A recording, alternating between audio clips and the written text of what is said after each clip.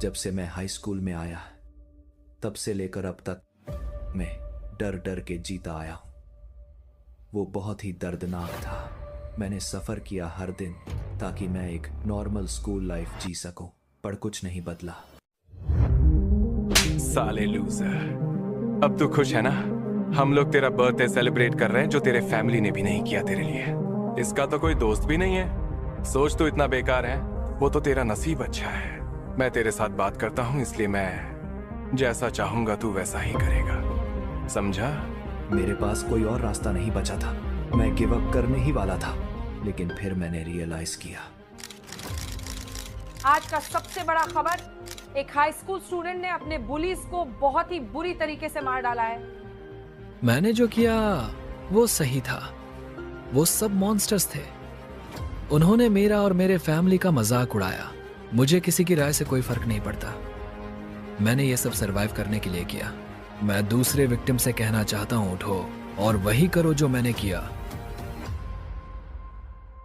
मैं सब कुछ ठीक कर सकता हूँ, चाहे लोग मुझे कुछ भी बोले।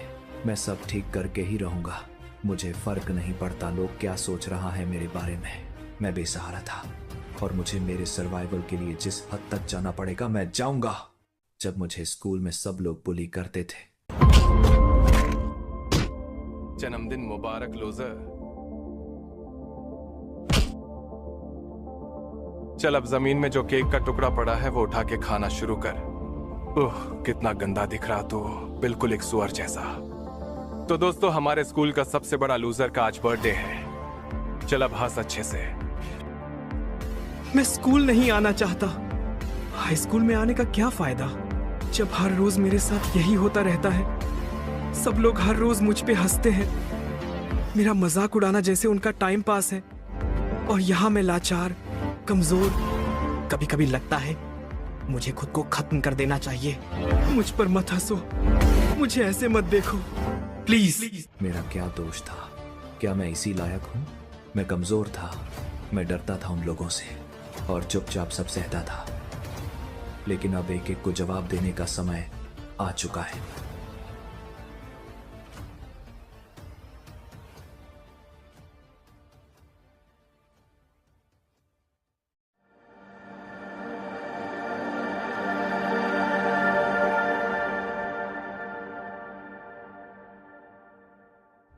कहानी की शुरुआत में मेन कैरेक्टर एक लड़ाई के बीच में है। वो अपने पास्ट के बारे में सोचता है, उस वक्त जब वो स्ट्रगल की वजह से सब कुछ छोड़ना चाहता था। लेकिन अब उसे समझ आ गया है कि वो सब कुछ कैसे ठीक कर सकता है। अब हम देखते हैं कि वो अपने सारे फ्रेंड्स के साथ खड़ा है, सब उसके पीछे और आस पास है। वो कहता है, अगर कोई भी मुझे गलत कहेगा तो मैं बस इतना कहूंगा कि मैंने ये सब सरवाइव करने के लिए किया था। फिर सीन एक स्कूल में शिफ्ट होता है। वहाँ एक लड़का डोडू बैठा हुआ है। वो कहता है, मुझे जल्द ही खुद को खत्म करना है, लेकिन उससे पहले मैं अपनी इस नफरत भरी स्कूल लाइफ के बारे में लिखना चाहता हूँ। फिर हम देखते हैं कि कई बच्चे उसके लिए हैप्पी बर्थडे गा रहे हैं, लेकिन साथ ही उसे जमीन पर रौंद रहे हैं। वे उसे बहुत पीटते हैं। यिम से जून तक सभी और उसे जमीन से गंदा केक खाने के लिए मजबूर करते हैं। वे उसका ह्यूमिलिएशन करते हैं और उसके साथ फोटो लेते हैं। डोअन ये सब अपनी नोटबुक में लिख रहा होता है। फिर हम उसी दिन के और सीन्स देखते हैं। डोअन और उसके बडीज डोडू को और भी परेशान करते हैं और कहते हैं, कल फिर केक लाना, तेरा अगले साल का बर्थडे भी अभी से सेलिब्रेट करेंगे। क्लास की घंटी बजती है। डोअन और उसके दोस्त जल्दी से क्लास में पहुंचने के लिए चले जाते हैं ताकि टीचर उन्हें डांट ना लगाए। इस बीच डोडू धीरे धीरे उठता है और क्लास की तरफ लौटता है। वहां टीचर उसे लेट आने के लिए डांटता है। क्लास के दूसरे स्टूडेंट्स उसकी हालत पर हंसते हैं। उसे अंदाजा लग चुका था कि उसे फिर से बुली किया गया है। एक स्टूडेंट कहता है, डोडू, तू अपनी जिंदगी खत्म कर ले, इतना सब सहने का बजाय अच्छा वही होगा। डोडू ये सब नोटबुक में लिखता है और कहता है, अगर फाइनल विल लिखने का कोई कंपटीशन होता तो मैं उसमें पहला प्राइज जीतता। फिर वो सोचता है कि उसके इस कदम से डोआन की जिंदगी हमेशा के लिए खराब हो जाएगी। वो कहता है, मैं खुद इसे अपनी आंखों से नहीं देख पाऊंगा, उसे बर्बाद होते हुए। लेकिन फिर भी डोआन की लाइफ बर्बाद करने के ख्याल से मुझे खुशी मिलती है। वो ये भी सोचता है कि उसके फैमिली की रिएक्शन क्या होगी। उसका ब्रदर जो स्टडी एडिक्ट है, उसके फ्यूनरल में भी फ्लैश कार्ड से पढ़ रहा होगा। उसकी सिस्टर अपने फोन पर रहेगी। उसके पेरेंट्स उसकी परवाह नहीं करेंगे क्योंकि वो किसी चीज में अच्छा नहीं है। फिर भी वो फैसला करता है कि वो अपने फैमिली को अलविदा कहेगा। शाम को फैमिली डिनर के वक्त डोडू अपनी सिस्टर से पूछता है, मॉम कहाँ है? सिस्टर कहती है, मॉम अभी तक घर नहीं आई। लेकिन डोडू फिर भी अपना फैसला आगे बढ़ाता है। वो अपने डैड से कहता है, माफ करना डैड, मैं आपके लिए बोझ बन गया हूँ। लेकिन डैड उसे सुनना नहीं चाहते। वो कहते हैं, हट जा सामने से नालायक, तू टीवी ब्लॉक कर रहा है। डोडू शॉक्ड होता है, लेकिन फिर उसका ध्यान टीवी पर जाता है। टीवी पर न्यूज चल रही है। आज का सबसे बड़ा खबर, एक हाई स्कूल स्टूडेंट ने अपने बुलीज को बहुत ही बुरी तरीके डोआन से तुरंत न्यूज पर ध्यान देता है। न्यूज में बताया जाता है कि एक लड़का स्कूल में बहुत बुरी तरह बुली किया जाता था। फिर हम देखते हैं कि मीडिया उस लड़के का इंटरव्यू ले रही है। वो बहुत प्राउड लग रहा है। वो कहता है, मैंने जो किया वो सही था। वो सब मॉन्स्टर्स थे। उन्होंने मेरा और मेरे फैमिली का मजाक उड़ाया। मुझे किसी की राय से कोई फर्क नहीं पड़ता। मैंने ये सब सरवाइव करने के लिए किया। मैं दूसरे विक्टिम से कहना चाहता हूँ, उठो और वही करो जो मैंने किया। डोआन के डैड कहते हैं, ये लड़का पागल है। बुली करने का मतलब ये नहीं कि तू उन्हें मार सकता है। लेकिन डोडू पूरी तरह इस स्पीच से प्रभावित हो जाता है। अगले सीन में हम देखते हैं कि डोडू अपने बेडरूम में है। वो कहता है, मुझे खुद को खत्म करना नहीं चाहिए। मैंने कुछ गलत नहीं किया। मुझे डोआन और उसके फ्रेंड्स को खत्म करना चाहिए, मुझे बुली करने के लिए। फिर हमें स्कूल का सीन दिखाया जाता है। डोडू अपने क्लासरूम के डेस्क में बैठा हुआ था। तभी वहां डोआन और उसका ग्रुप आ जाता है और डोडू की गर्दन पकड़ लेता है। वो पूछता है, तूने आज केक लाया क्या? बर्थडे सेलिब्रेट करना है ना तेरा? डोडू स्क्रू ड्राइवर पकड़ता है, लेकिन जैसे ही वो डोआन का चेहरा देखता है, उसका बॉडी जम जाता है। वो इतना डर जाता है कि स्क्रू ड्राइवर छुपाने की कोशिश करता है। डोआन उसे क्लासरूम में पीटता है। डोडू कहता है, पार्टी अभी खत्म नहीं हुआ। डोआन, तू मुझे आज शाम के बाद मिलना। शाम को डोडू स्कूल के बैकयार्ड में डोआन और उसके दोस्तों के साथ जाता है। डोआन कहता है, हम लोगों ने तेरे बर्थडे के लिए बहुत कुछ लाया है। उनके पास लिकर है। डोआन कहता है, तुझे इसे पीना ही पड़ेगा, वरना ये तेरा लास्ट डे होगा। वो एक गंदा कॉकटेल बनाते हैं। उसमें लिकर, गंदे सॉक्स, मिट्टी, थूक और भी गंदगी मिलाया जाता है। डोडू मना करता है तो उसे बुरी तरह पीटा जाता है। आखिरकार वो पी लेता है, लेकिन फिर उल्टी कर देता है। डोआन कहता है, तब तक नहीं रुकेंगे जब तक तू ये पूरा ना पी ले। वो बार बार वही कॉकटेल बनाते हैं और डोडू को पिलाते हैं, लेकिन वो बार बार उल्टी करता रहता है। जब लिकर खत्म हो जाती है तो डोआन अपने दोस्त को और लाने भेजता है, लेकिन जब डोआन डोडू के चेहरे पर लिकर उड़ेलने लगता है तो डोडू बर्दाश्त नहीं कर पाता। वो डोआन को धक्का दे देता है। बॉटल टूट जाती है।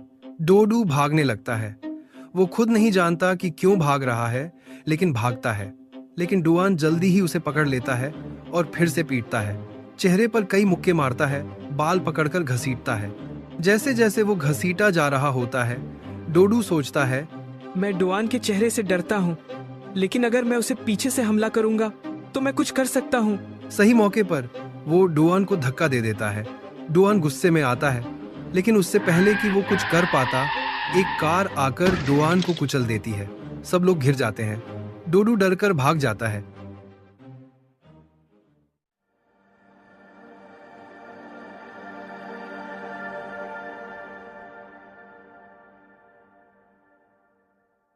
अगले दिन डोडू अपने बेड पर सिकुड़ा हुआ है। वो सोच रहा है, क्या मेरे धक्के से डोआन मर गया होगा? वो डरा हुआ है कि अब उसकी नॉर्मल लाइफ खत्म हो गई। स्कूल जाते वक्त वो सोचता है कि पुलिस उसे अरेस्ट करने आएगी, लेकिन क्लासरूम में सब कुछ नॉर्मल है। सिर्फ डोआन की सीट खाली है। टीचर आता है और अनाउंस करते हैं, सुनो सभी, आज अटेंडेंस लेने से पहले मेरे पास एक सूचना है। हमारे क्लास के एक स्टूडेंट ली डुआन का कल रात एक्सीडेंट हो गया है। पुलिस का मानना यह है कि वो सड़क के बीच से रोड क्रॉस कर रहा था और एक ट्रक के सामने अचानक से आ गया। उसका चोट काफी गंभीर है, तो सभी बच्चे उसके जल्दी रिकवरी के लिए भगवान से प्रे करो। ये सुन के डोडू थोड़ा मुस्कुराया। डोडू मन ही मन खुश था, लेकिन जब भी वो कल रात की बातें याद करने लगा, उसे गिल्ट महसूस हुआ। उसे ये करना पड़ा सिर्फ एक आम स्कूल लाइफ जीने के लिए। उसका बस इतना ही चाहत था। वो मन में सोचने लगा, आज मुझे बहुत मज़ा आया स्कूल में। एक नॉर्मल स्कूल लाइफ जो इतने दिन मुझसे छीना गया था। एक ordinary class, regular lunch break, जहां मुझे सताने के लिए कोई नहीं है। कितने दिन हो गए मुझे नोबेल पढ़े हुए। जब से मैं हाई स्कूल में आया तब से लेकर एक ऑर्डिनरी स्कूल लाइफ, यही तो मैं चाहता था। ये सब मुझसे छीन लिया गया था इतने टाइम तक। मैं जानता हूँ ये सब होने में बहुत देर लग गया है। अब बस जिंदगी ऐसे ही चलते रहना चाहिए। वो ये सब सोच ही रहा था कि अचानक उसका एक क्लासमेट आ गया। उसने पूछा, ओए डोडू, सच बताना, तूने ही कल रात डोआन को धक्का दिया था ना? डोडू हैरान होकर उसके चेहरे की तरफ देखा।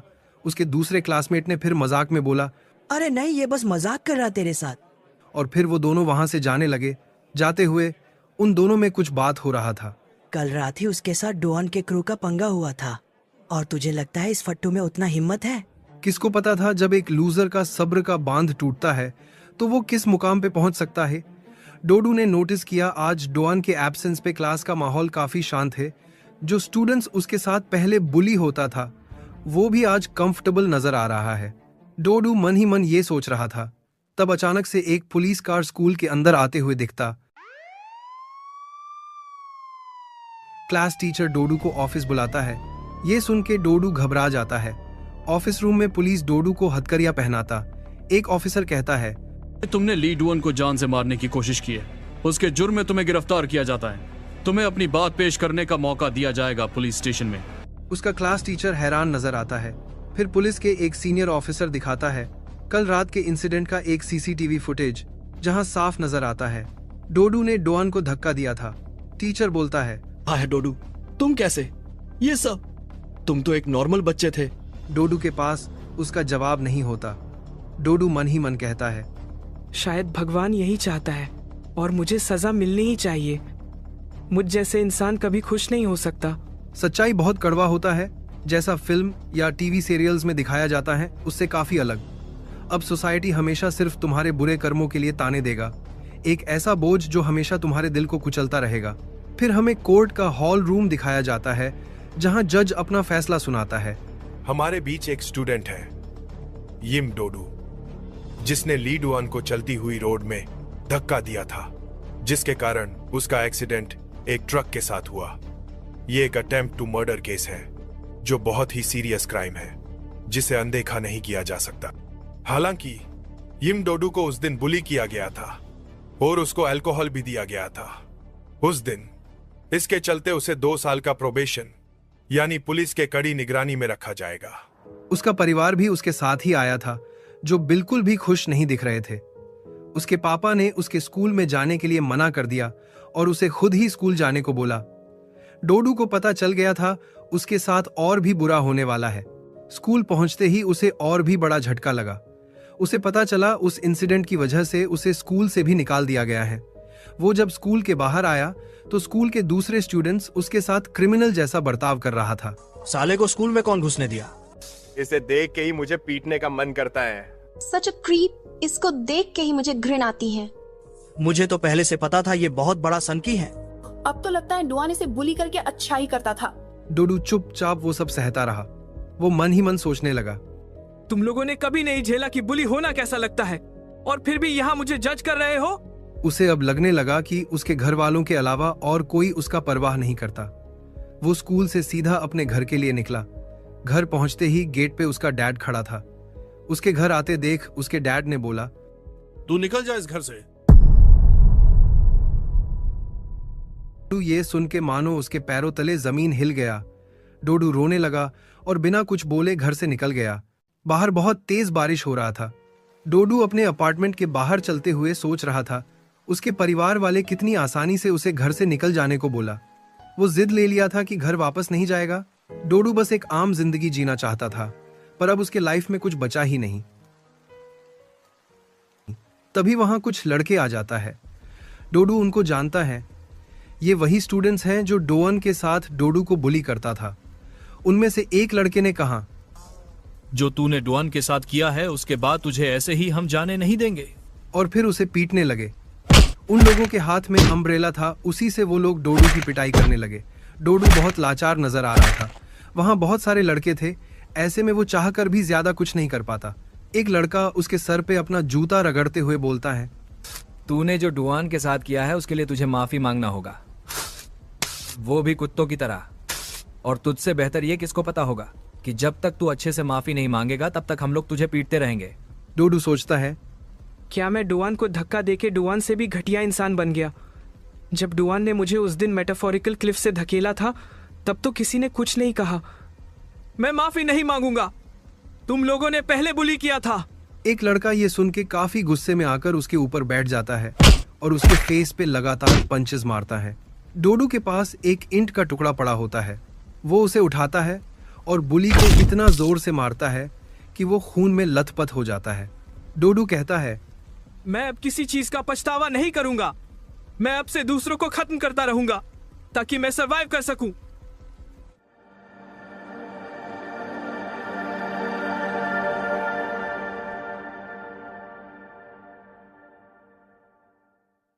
चैप्टर का शुरुआत होता है उसी कंस्ट्रक्शन साइट से जहां डाजुन अकेला था और डुआन के क्रू पूरे झुंड में उसे घेर लिया था।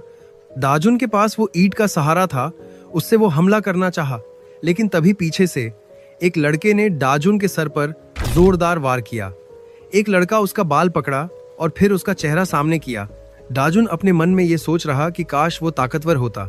उस लड़के के हाथ में जो स्टिक था उससे वो डाजुन के आंख पर हमला करने ही वाला था। तभी पीछे से एक आवाज आया, ओए, कौन हो बे तुम लोग, और मेरे घर में बिना बताए क्या कर रहे हो? जल्दी कट लो यहाँ से ताकि मैं शांति से डिनर कर सकूं। वो लोग हैरान थे। एक अकेला बंदा आके बोल रहा, ये कंस्ट्रक्शन साइट उसका घर है और वो सबको धमका भी रहा है। ये देख के वो लोग हंसने लगे और उसका भी मजाक उड़ाने लगे। ग्रुप में से एक लड़के ने बोला, साले भिखारी, तू अचानक बीच में कहां से टपक पड़ा? अच्छे से बोल रहा हूँ, चुपचाप निकल ले यहाँ से। मैं मजाक नहीं कर रहा, यही मेरा घर है। ये सुन के ग्रुप में से एक लड़का बहुत गुस्से में उस लड़के की तरफ आ रहा होता है, पर अचानक वो लड़का खुद ही चले जाने का फैसला लेता है। जो लड़का उसे मारने आया था वो भी हैरान था। उसने बोला, देखा मेरे आते ही कैसे ये डरपोक की तरह भाग रहा। उस लड़के की बात खत्म भी नहीं हुआ था। तभी अचानक से उस लंबे बाल वाले लड़के ने अपना नूडल्स उस लड़के के मुंह पर फेंका। जो लड़का उसके पीछे से आ रहा था वो भी ये देखकर हैरान था वो कुछ कर पाता। उसके पहले ही एक जोरदार लात उसके मुंह पर पड़ता है।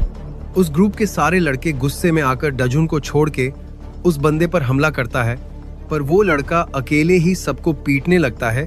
किसी को किक करता है तो किसी को पंच करता है। कई लड़के तो उस पर स्टिक से हमला करने आते हैं, पर उसका बचने का अंदाज और उसका मूव्स बिल्कुल एक एक्सपीरियंस्ड फाइटर की तरह था। वो सभी के अटैक्स को फुर्ती से डॉज करता। ये देख के उस ग्रुप में एक लड़के को बहुत गुस्सा आता है। गुस्से में आकर वो उस पर हमला करने आता और वो बोलता है, कमीने, तू नहीं बचेगा। पर वो लड़का उसे रोकता है। वो बोलता है, तुम लोग पहले ही नंबर में मेरे से ज्यादा हो और तुम लोगों के पास तो हथियार भी थे। ये कहाँ का रूल हुआ? अब तो मुझे भी मेरा हथियार तुझ पर आजमाना पड़ेगा। वो लड़का एक पेपर से रोल किया हुआ एक चॉपस्टिक उस लड़के के मुंह पर फेंकता है और फिर एक जोरदार लात उसके चेहरे पर मारता। उस लड़के के मुंह पर चॉपस्टिक का निशान पड़ जाता है। यह सब डाजुन ध्यान से देख रहा था। वो मन में सोचने लगा, ये लड़का बहुत ज्यादा ताकतवर है। इसने अकेले ही डुआन के पूरे क्रू को हरा दिया। डुआन के क्रू वहां से भागने लगता है। दाजून उस लड़के को शुक्रिया कहता है, लेकिन वो लड़का दाजून के ऊपर ही भड़क जाता है और वहां से चले जाने को बोलता है। वो लड़का गुस्सा था क्योंकि उसका डिनर था वो रामेन नूडल्स और वो इस फाइट के दौरान फेंक दिया गया था उस लड़के से। दाजून ये सुन लेता है। वो उसे बोलता है कि वो उसे रामेन नूडल्स खरीद के देगा, पर उसे उसकी बात सुनना पड़ेगा। अगले सीन में वो दोनों एक नूडल्स शॉप के बाहर बैठा हुआ था। दाजून ने अपना स्टोरी उसे बताया, स्कूल में उसके साथ जो हो रहा था, फिर डुआन का एक्सीडेंट, फिर स्कूल से एक्सपेल्ड किया गया और घर से निकाला गया, सब कुछ। ये सुन के उसने बोला, तेरे जिंदगी के तो लगे पड़े हैं। पहले ही उन लोगों के साथ तेरा 36 का आखरा था, उसके बाद स्कूल से भी निकाल दिया, पर अच्छा किया तूने उस कमीने को धक्का देकर। क्या नाम बोला था? ली डुआन या जो भी। जब तक तू इन जैसे कमीनों को पलट के जवाब नहीं देगा तब तक ये लोग तुझे तंग करना बंद नहीं करेंगे। दाजुन बोलता है। फिर मुझे भी सिखाओ तुम्हारी तरह फाइट करना। वो लड़का बोलता है। बिल्कुल नहीं। दाजुन ये सुन के शॉक हो गया। उसने बोला, इसके पीछे अलग वजह है। अब मैं तुझे कैसे समझाऊं? ऐसा समझ तू एक फूल है जो एक घर के अंदर ही बड़ा हुआ, जो हमेशा एक नॉर्मल लाइफ जीता हुआ आ रहा है, जिसने कभी किसी संघर्ष का सामना नहीं किया अभी तक। तुझे पहले ये सब समझना होगा, पर मुझे ऐसा लग रहा कि तू यहाँ आसानी से मर जाएगा। इसलिए ये लड़ाई झगड़े का ख्याल छोड़ दे। मैं ये सब करने के लिए तैयार हूँ। मैं बहुत मेहनत करूंगा। वो लड़का दाजुन की कही हुई बातों को नजरअंदाज कर दिया। उसने बोला, सुन मेरी बात, तू अभी तैयार नहीं है, इसलिए घर वापस चला जा। और हाँ, अगर मैंने देखा तू फिर से मेरे पीछे आ रहा तो बहुत मारूंगा। दाजुन परेशान नजर आ रहा था। उसे ऐसा लगने लगा उसका जिंदगी का अब कोई मतलब नहीं रहा। पर वो इतनी जल्दी हार नहीं माना। उसने उस लड़के का पीछा करना शुरू किया। उसे पता था अगर वो उस लड़के को पीछा करते हुए पकड़ा गया तो उसे बहुत मार पड़ेगा। फिर भी वो मार खाने के लिए तैयार था। उसका इरादा पक्का था कि उसे ताकतवर बनना है और उसके बुलीज को हराना है, और इसके लिए दाजुन को उस लड़के जितना ताकतवर बनना होगा। वो लड़का जो कर रहा था, दाजुन भी वो सब करने लगा। जैसे डस्टबिन से कपड़े उठाकर पहनना, बिल्लियों का खाना चुराकर खाने लगा, सड़कों पर सोना। दाजुन को पता चला कि बेघर लोगों की जिंदगी कितना मुसीबत से भरा हुआ होता है। दाजुन ने देखा वो लड़का एक गली में मुड़ा। उसने देखा वो लंबे बाल वाला लड़का कुछ लड़कों को पीट रहा है।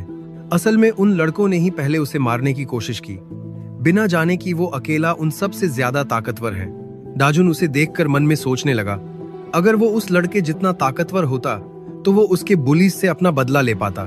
पर इसी देखने के चक्कर में दाजुन उस लड़के के नजर में आ जाता है। वो लड़का फिर से चलने लगता है। कुछ ही दूर जाकर वो लड़का अचानक रुक जाता है और दाजुन से कहता है, बस और कब तक तू मेरा पीछा करेगा? तू इसलिए मेरा पीछा कर रहा है ना क्योंकि तुझे लड़ना सीखना है, ताकि तू बदला ले सके। हाँ, मुझे सीखना है। दाजुन हैरान था। उसने फिर से बोला, ठीक है, मैं तुझे सिखाऊंगा कैसे स्ट्रीट फाइट्स किया जाता है, पर उसके पहले तुझे उस लड़के को हराना पड़ेगा। वो पाक जंग ह्यून है, तुझे तो पता ही होगा। उसी ने तुझे उस दिन वो कंस्ट्रक्शन साइट पर हमला किया था। तूने उसके सर पे ईंट से वार भी किया था। देख, वो हमला इतना भी बुरा नहीं था, पर उतना अच्छा भी नहीं था। वो बस एक रिएक्शन था जो तू इतना वार सहने के बाद किया था। पर असल में एक फाइट तभी जीता जाता है जब तू डोमिनेट करता है उस फाइट को। तेरा मन नहीं करता अगर तू उनके जगह पे होता और वो बुली किए जाते? तुझे अभी वही करना है।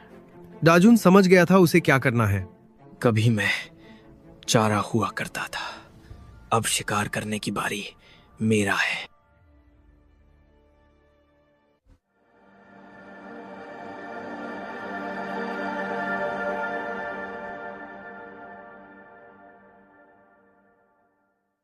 चैप्टर के शुरुआत में हमें स्कूल के एक पास्ट इंसिडेंट दिखाया जाता है। एक लड़का बोलता है, दाजुन, उस दिन जब मैं सब क्लासमेट्स के सामने तेरा पैंट उतार दिया था, और उस दिन मैंने तुझ पर पानी भी फेंका था जब तू बाथरूम में था, और मैंने आज तक तेरे साथ जो भी बुरा बर्ताव किया था उस सब के लिए मैं तुझसे माफी मांगना चाहता हूँ। असल में मुझे बहुत बुरा लगा तुझे उस दिन हर्ट होते देख, तो प्लीज क्या तू मुझे माफ कर देगा? ये लड़का जुंग ह्यून था। दाजुन काफी सरप्राइज होता है जुंग ह्यून के इस बर्ताव से। ली डुआन उसके ठीक पीछे खड़ा हुआ था। उसने बोला, क्या सोच रहा है इतना?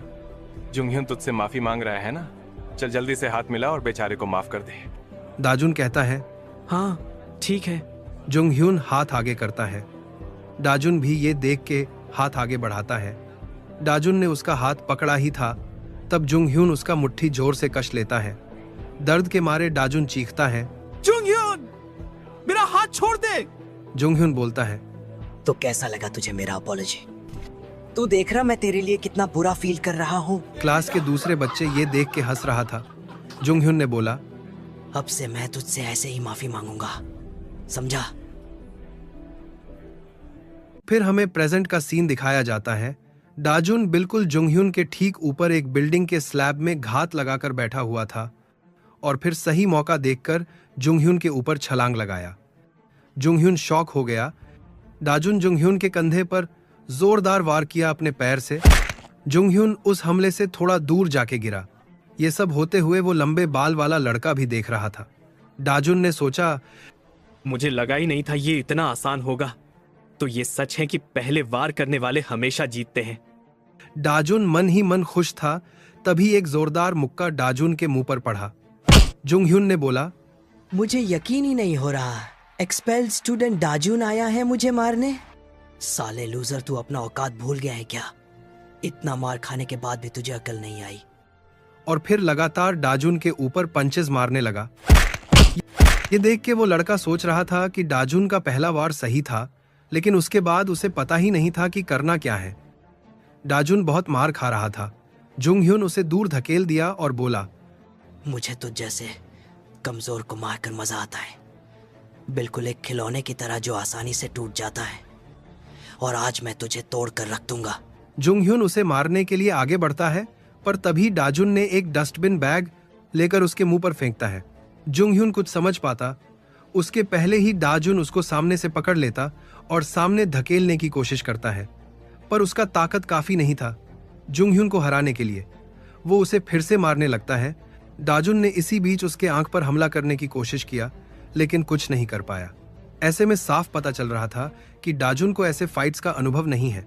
वो लड़का भी ये देख रहा था। उसने बोला, तो ये तब से मेरा नकल किए जा रहा था। हर एक मूव्स बिल्कुल वैसे ही करने की कोशिश कर रहा था जैसे मैंने किया था, लेकिन बहुत ही बेकार आइडिया था वो। अब तो ये बुरा फंस गया। जुंगह्युन उसका उंगली बहुत बुरी तरह से मूड रहा था। डाजुन दर्द में चीख रहा था। तभी जुंगह्युन ने देखा डाजुन इतना सब होने के बाद भी उसे घूर रहा है। जुंगह्युन ने बोला, साले मुझे ऐसे घूरना बंद कर। और फिर डाजुन के मुंह पर 2-3 थप्पड़ झड़ दिया।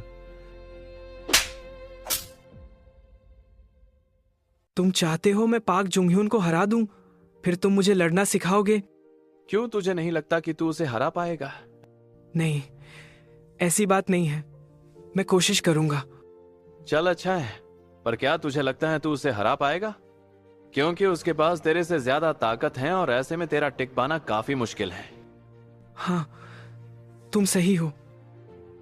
लेकिन ये तो एक स्ट्रीट फाइट है और यहाँ कोई नहीं होगा जो सही गलत का फैसला करेगा। यहाँ सिर्फ जीतना मैटर करता है, और उसके लिए चाहे तुझे कोई भी तरीका अपनाना पड़े। वो लड़का डाजुन को ऐसे मार खाते देख वहां से चले जाने का फैसला लेता है, पर तभी देखता है डाजुन एक पेपर से मुड़ा हुआ चीज निकालता है। जुंगह्युन कंफ्यूज हो जाता है। ये देखकर उसे लगा डाजुन ये फाइट जीतने के लिए नाइफ लेके आया है। जुंगह्युन कैसे भी करके डाजुन को रोके रखने की कोशिश करता, पर डाजुन के मुंह पर तभी एक अजीब सा स्माइल झलकता है। वो पूरा जोर लगा देता है डाजुन को पकड़े रखने का। असल में जुंगह्युन भले ही डाजुन से ज्यादा ताकतवर है, पर उसके सामने भी जब कोई नाइफ लेके खड़ा होता है तो वो भी डर जाता है। वो डर के मारे गिर जाता है और उसका मौका लेकर डाजुन उसके ऊपर एक जोरदार लात उसके चेहरे पर मारता है। वो पीछे हट जाता है और भागने लगता है, पर वो जिस दिशा में जा रहा था वहां डेड एंड था। वो पीछे मुड़ता है और वहां डाजुन नजर आता है, जिसका चेहरा काफी डरावना था।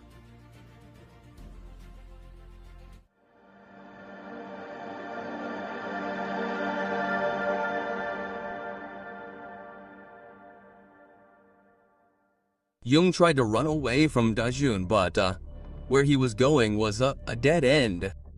Dajun stood right behind him, an evil smile on his face. He pounced on Junghan and repeatedly punched him in the head and face. Jung was taking a beating, thinking, how am I getting beaten by this loser? He only has that weapon, so if I could do something with that thing, I wouldn't be getting beaten like this. Dajun kicked Jung hard, causing Jung to scream in pain. Jung looked injured. He said, please stop now. You hit me right where I was already hurt. It hurts so bad. No. I probably broke a bone. But Dajun was furious. He attacked him again and said, my high school life was ruined because of you. Every day I begged for forgiveness.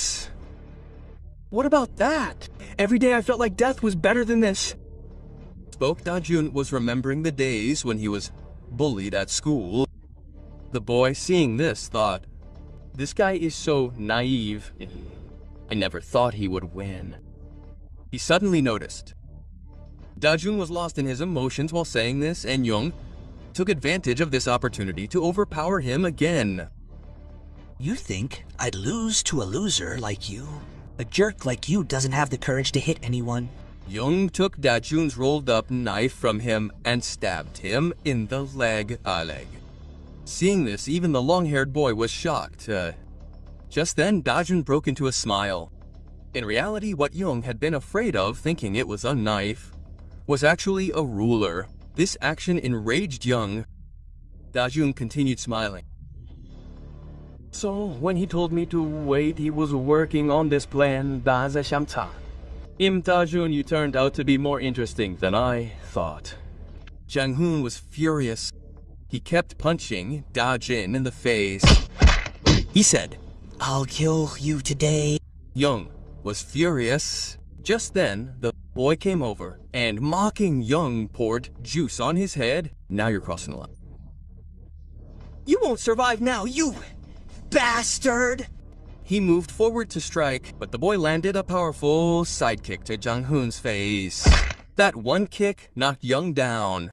The boy approached Dajun and said, "You know, if I weren't here today, he would have killed you.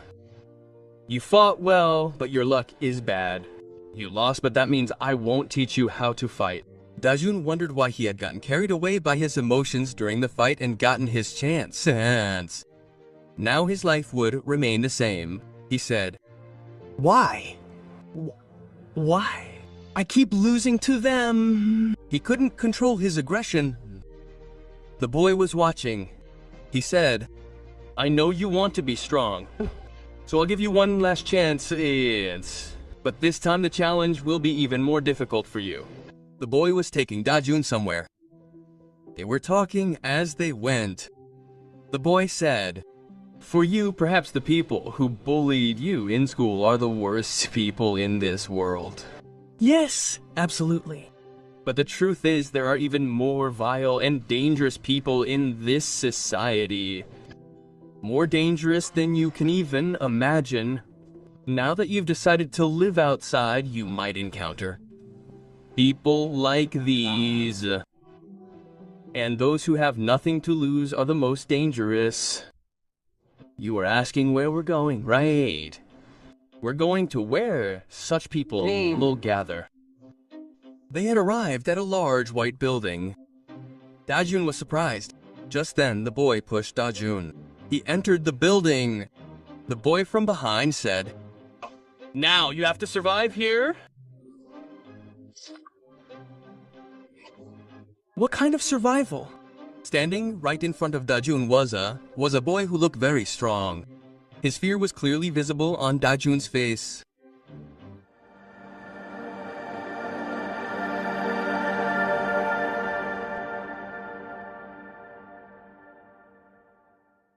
Chapter की शुरुआत में दिखाया जाता है कि डाजुन 3 लड़कों और एक लड़की के सामने बैठा होता है।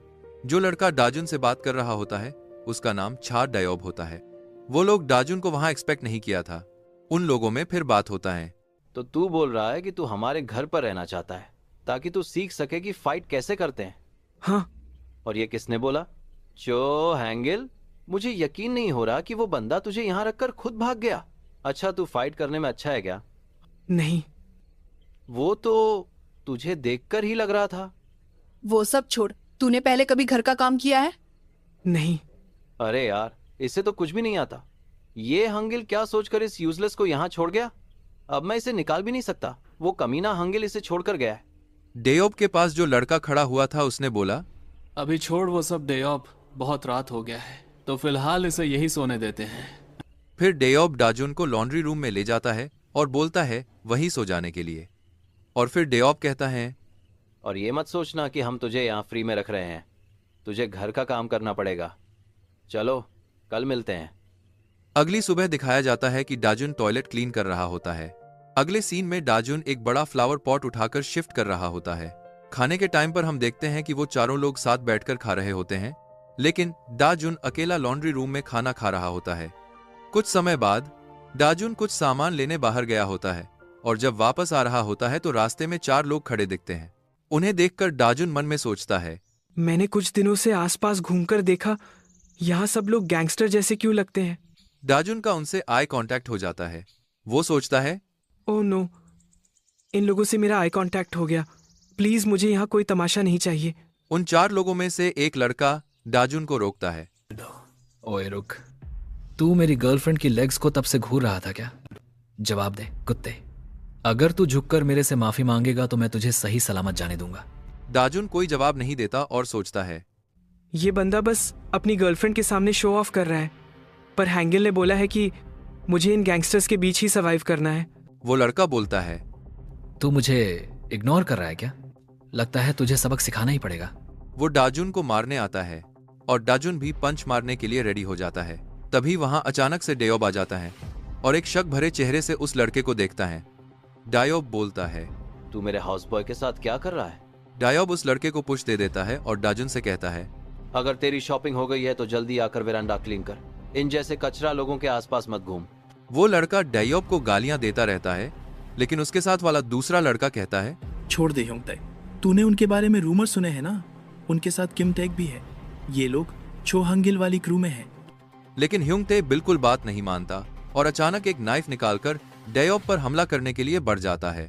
डायोब तुरंत उसका हाथ पकड़ लेता है और एक टेक्निक से उसे जमीन पर गिरा देता है। ये देखकर ह्योंगते के बाकी दोस्त और डाजुन दंग रह जाते हैं। डायोब फिर ह्योंगते के दोस्तों को देखते हुए कहता है, और किसी को फाइट करनी है तो आ जाओ।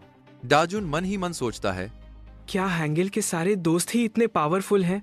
कुछ देर बाद दिखाया जाता है कि ह्योंगते गुस्से में डायोब को गालियां दे रहा है और अपना सिर गेट पर मार रहा है। तभी कोई आता है जिसका फेस नहीं दिखता और वो ह्योंगते से कहता है, क्या तुम सच में चो हंगिल के लोगों को मारना चाहते हो? अगर मैं उसमें तुम्हारी मदद करूं तो कैसा रहेगा? कुछ दिन बाद नाइट सीन, सब लोग गहरी नींद में सो रहे होते हैं। ह्योंगते घर के बाहर आता है। उसके हाथ में एक गैस सिलेंडर होता है। वह गैस ऑन करके घर के अंदर गैस लीक करवाने लगता है। उसी समय डाजुन टॉयलेट जाने के लिए उठता है और उसे गैस की स्मेल आती है। वह जल्दी से दौड़कर दरवाजा जोर से खोलता है और दरवाजा जाकर ह्योंगते की नोज पर लग जाता है। डाजुन उसे पहचान लेता है, लेकिन ह्योंगते तुरंत भाग जाता है। डाजुन सोचता है, क्या वो सच में सबको एक साथ मारने की प्लान बना रहा था? फिर दिखाया जाता है कि डाजुन उसका पीछा करते हुए सोच रहा है। डेयोब ने मुझे यूजलेस बोला था। मुझे उन सबको गलत साबित करना है। डायोब की नींद अचानक खुल जाती है। हम देखते हैं कि चारों लोग बालकनी में खड़े हैं। भागते भागते ह्योंगते रुकता है और बोलता है, वो कमीना ठीक कैसे है? क्या वो सब एक ही कमरे में नहीं सोते? तभी कोई तेज आवाज में चिल्लाता है, मैं ठीक हूँ, क्योंकि मैं उनके साथ एक कमरे में नहीं सोता। हम देखते हैं कि ये आवाज डाजुन की है। वो गुस्से में बोलता है, अब तू भागकर कहां जाएगा?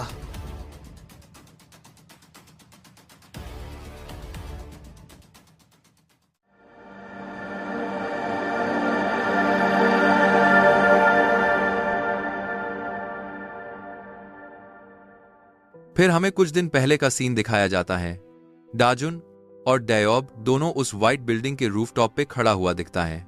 डाजुन डायोब से बात करने की कोशिश करता है, पर डायोब डाजुन को देखकर चिढ़ जाता है और बोलता है, मैंने तुझे पहले ही बोल दिया था मेरे सामने मत आ। तुझे देखते ही मुझे गुस्सा आ जाता है। डाजुन उसके बातों का कोई कदर ही नहीं करता और बोलता है, मुझे तुम जैसे फाइट करना है। तुमने जब उस गुंडे को एक पंच में ढेर कर दिया वो कितना कूल था। मुझे भी वो सीखना है। डायोब ये सुन के पक गया था। उसे लग रहा था डाजुन बस एक बोझ है, उसमें कोई फाइट सीखने लायक टैलेंट नहीं है, इसलिए वो कुछ नहीं कर सकता। और इसके लिए उसने चो हंगिल को ब्लेम किया, जो डाजुन को इधर छोड़ के खुद वहां से चला गया। उसको बस डाजुन से पीछा छुड़ाना था, इसलिए उसने डाजुन को एक जंप रोप दिया और बोला, देख तुझे कड़ी मेहनत करना पड़ेगा और तुझे शुरुआत इससे करना होगा। पर मुझे कितना ट्रेनिंग करना पड़ेगा ये तो बोलो। मैं एक बार में 1 लाख जंप्स कर सकता था। पहले के समय में मैं बहुत ज्यादा ट्रेनिंग करता था। डाजुन ये सुन के चौंक गया। उसके अगले दिन देखते हैं डायोब, जो डाजुन को ढूंढ रहा होता है और बोलता है, कहां चला गया ये कमीना? कल रात से मुझे दिखा ही नहीं, वो कहीं मर बर तो नहीं गया। उसने कल रात के बर्तन भी नहीं धोया। वो फिर सोचने लगा ये डाजुन सच में 1 लाख रोप जंप्स करने तो नहीं चला गया।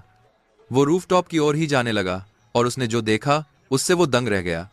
डाजुन स्किपिंग कर रहा था और वो बहुत थका हुआ दिख रहा था। उसने कोटिंग बताया और 47,000 जंप्स बचा है। डाजुन ने थकान भरी आवाज में बोला, मैं तुम जैसा ताकतवर बनकर ही रहूंगा। डेयोब बोला, तुझे लगता है स्किपिंग करने से आदमी ताकतवर बनता है? हाँ, ये सब छोड़ और जाके कल रात के डिशेस क्लीन कर। फिर हमें प्रेजेंट का फाइटिंग सीन दिखाता है। डाजुन ह्युंगटे पर एक पंच मारता है पर वो उसे डिफेंड करता है और डाजुन पर पलटवार करता है। ह्युंगटे बस उस जगह से जल्द निकलना चाह रहा था पर डाजुन उसका पीछा नहीं छोड़ रहा। ह्युंगटे अपने एल्बो से उसके मुंह पर वार करता है और जल्दी से वहां से भागने लगता है। डाजुन वहां पड़ा हुआ था। ह्युंगटे सोचता है, मुझे जल्दी ही इस जगह से बच के निकलना होगा। मैं ऑलरेडी इस गैंग के टारगेट में हूं। अगर ये लोग मुझे यहां पकड़ ले तो छोड़ेगा नहीं। पर डाजुन तभी उसका पैर पकड़ लेता है। उसका संतुलन बिगड़ जाता है और वो गिर जाता है और बहुत जोर से जमीन से टकराता है। डाजुन उसका शर्ट पकड़ के उठाता है पर उसके बाद जो हुआ उसे देखकर डाजुन शॉक हो जाता है। ह्युंगटे एक नाइफ उसके तरफ करते हुए पकड़ा हुआ था और बोला, तुझे मेरा पीछा करते हुए यहां तक नहीं आना था। डाजुन को अब समझ आया अगर सामने कोई नाइफ लेके खड़ा होता है तो कैसा महसूस होता है। ह्युंगटे फिर बोलता है, तुझे लगा मैं तुझसे डरकर वहां से भागने लगा। तूने गलती कर दिया। ह्युंगटे फिर डाजुन के ऊपर नाइफ से वार करने लगा पर डाजुन भी उसे कैसे डॉज कर रहा था। और फिर एक टाइम आया जब डाजुन डॉज करते हुए एक गार्बेज स्टैंड में गिर जाता है। ह्युंगटे बिल्कुल उसके ऊपर आ गया था और वो बार अकड़ने ही वाला था। तभी डाजुन देखता है वहां एक प्लास्टिक ट्रे मौजूद है। वो तुरंत उसके बचाव के लिए वो सामने लेता है। ह्युंगटे एक बार से ट्रे 2 टुकड़े में बट जाता है। अब डाजुन के पास बचाव के लिए कुछ नहीं है। ह्युंगटे एक ईविल स्माइल करता है और नाइफ चलाता है। फिर हमें अपार्टमेंट का सीन दिखाया जाता है। वो लोग बालकनी में खड़े थे और एक दूसरे को उठा रहे थे। किम टेक बोलता है, ये सब उस मार्केट वाले कमीने का हरकत है ना? एक और लड़के ने बोला, लेकिन हमें बचाया किसने?